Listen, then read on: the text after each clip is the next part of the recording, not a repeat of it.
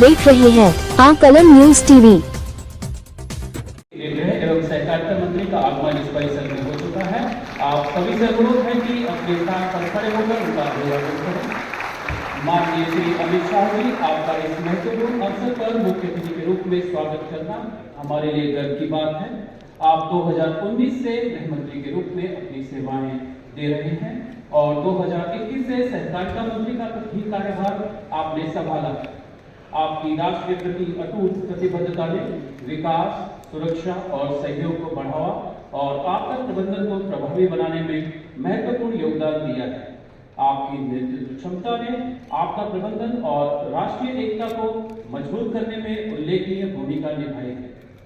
आपने आपदा मोचन बलों को आधुनिक बनाने और उनकी क्षमता विभाग और एनडीआरएफ परिवार की ओर से आप सभी का हार्दिक स्वागत और अभिनंदन करता हूं।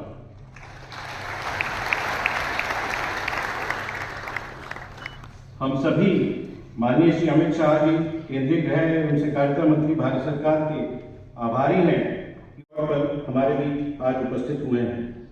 महोदय, आपकी गरिमा में उपस्थिति से हम सभी प्रोत्साहित महसूस कर रहे हैं। महोदय, ये हम सब लोग जानते हैं कि जो क्लाइमेट चेंज हमारा बढ़ रहा है उसके चलते नेचुरल डिजास्टर्स बढ़ते जा रहे हैं और इसके लिए आवश्यक हो जाता है कि हम लोग अपनी तैयारियां, चाहे वो मिटिगेशन से जुड़ी हुई हो, चाहे प्रिपेयर्डनेस से जुड़ी हुई हो, चाहे रिस्पॉन्स से जुड़ी हुई हो, उसकी लगातार समीक्षा करते रहें।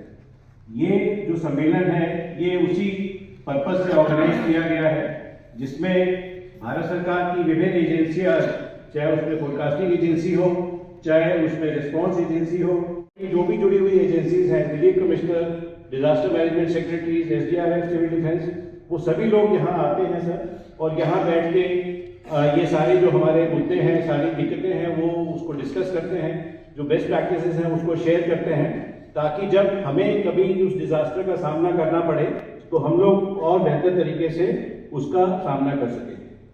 सर, हमेशा आपने government as a whole approach की बात कही है, कोलैबोरेशन की बात कही है। सर, उसी क्रम में आज हम लोगों ने डीआरडीओ को रिक्वेस्ट करके एक जो उन्होंने डेवलप किए हैं कुछ इक्विपमेंट सीबीआरएन के चलते, उसकी एक प्रदर्शनी भी लगाई है जिसमें मैं सभी लोगों से रिक्वेस्ट करना चाहूंगा कि एक भूकंपों ने भारत सरकार को ये एहसास दिलाया कि हमारे देश को एक मजबूत और संगठित आपदा प्रबंधन बल की जरूरत है। इन्हीं अनुभवों से सीख लेते हुए भारत सरकार ने एनडीआरएफ और एसडीआरएफ की स्थापना की। एनडीआरएफ और एसडीआरएफ वो हीरो हैं जो अपनी जान की परवाह किए बिना लोगों की जान बचाते हैं। ये हमेशा हर आपदा में मदद को तैयार रहते हैं और मदद सिर्फ अपने देश तक ही नहीं, भारत के जापान, नेपाल, तुर्की और म्यांमार देशों में भी राहत और बचाव कार्य कर मदद पहुंचाई है। इन्हीं सच्चे हीरोज के सामर्थ्यों को और मजबूत करने के लिए एनडीआरएफ ने एक अनोखी पहल की है, collapsed structure search and rescue competition. देश भर के 29 राज्यों और केंद्र शासित प्रदेशों से 30 एसडीआरएफ टीम ने इसमें भाग लिया। इस प्रतियोगिता को 4 रीजन में आयोजित किया गया, उत्तर, दक्षिण, पूर्व और पश्चिम, जिनमें से 8 टीम अंतिम चरण में पहुंची। प्रतियोगिता का हमने विभिन्न मानकों पर आकलन किया, जैसे base of operation, operational briefing, safety briefing, safety check, seat secure, hailing search, canine search, line search, marking system, approach marking, technical search, approaching, showing of unstable structure, cribbing, victim stabilization। Team विजेता टीमों को प्रथम, द्वितीय और तृतीय पुरस्कार से सम्मानित किया गया। सीएसएसआर सिर्फ प्रतियोगिता ही नहीं है, ये एक तैयारी है हर आपदा में निपुणता से निपटने की। ऐसी प्रतियोगिता में एनडीआरएफ, एसडीआरएफ का सामर्थ्य और आपसी सामंजस्य हमें ये भरोसा देता है कि भविष्य में चाहे कैसे भी आपदा आए, हम हर हाल में तैयार हैं। इनका हर कदम, हर मिशन ये कहता है आपदा में सेवा ही मानवता की सच्ची रक्षा है। जी गृह सचिव भारत सरकार से कि वर्चुअल उद्घाटन करवाने में कष्ट।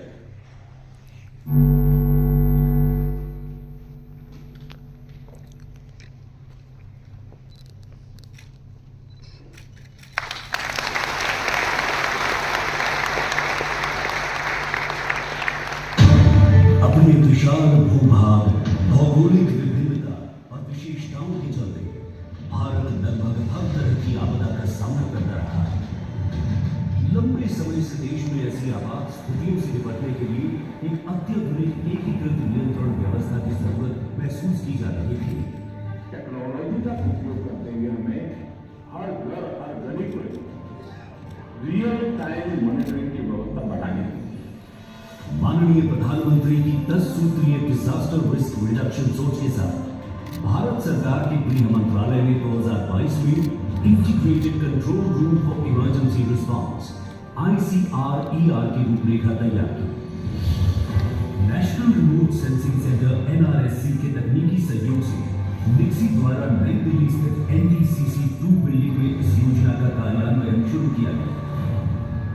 इस केंद्र के लिए NRSC ने खासतौर पर उपग्रह आधारित राष्ट्रीय डेटाबेस आपातकालीन प्रबंधन सॉफ्टवेयर NDM 5.0 विकसित किया, जिसे रियल टाइम पूर्वानुमान और चेतावनी जारी करने वाली राष्ट्रीय संस्थाओं जैसे IMD, CWC, NCS, DGRA, DRDO, NCOIS, FSI और GSI के साथ एकीकृत कर एक विस्तृत डेटाबेस से जोड़ा गया है। NDM आधारित integrated control room for emergency response बड़ी वीडियो वॉल्स, फेल सेफ तकनीक और 24 घंटा सातों दिन कार्य करने के अनुरूप डिजाइन, नवीनतम सूचना और संचार प्रौद्योगिकी से लैस इंफ्रास्ट्रक्चर है, जिसे सभी SEOCs और डिजास्टर रिस्पांस एजेंसी के साथ जोड़ा गया है। इस कंट्रोल रूम का संचालन एक DIG रैंक के अधिकारी के अधीन केंद्रीय अर्धसैनिक बलों से चुने गए प्रशिक्षित अधिकारियों director national remote sensing centre से कि वर्चुअल लॉन्च करवाने का कष्ट करें।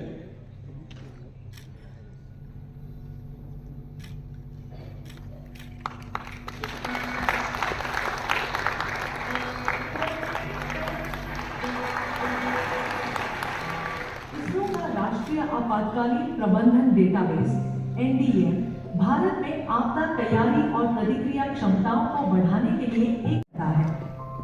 NDM लाइट देश में आपदाओं का व्यापक दृश्य प्रदान करता है। यह आपातकालीन परिस्थितियों के दौरान महत्वपूर्ण जानकारी प्रदान करने के लिए वास्तविक समय में अंतरिक्ष आधारित डेटा, पूर्वानुमान सेवाओं और बहुस्तरीय डेटाबेस को समेकित करता है। आपदाओं के दौरान निर्णय लेने में DSS टूल्स जैसे IDRM, निकटतम और मान विश्लेषण सहायक होते हैं। NDM light. साथ ही निवेदन है doctor Prakash Chauhan, director national remote sensing centre एवं श्री ज्ञानेंद्र त्रिपाठी प्रधान सचिव आपदा प्रबंधन आश्रम से कि दुर्घटना करवाने का कष्ट करें। सबसे अधिक बाढ़ प्रभावित राज्यों में से एक है, जिसके लिए निरंतर निगरानी और समय पर कार्रवाई की आवश्यकता है।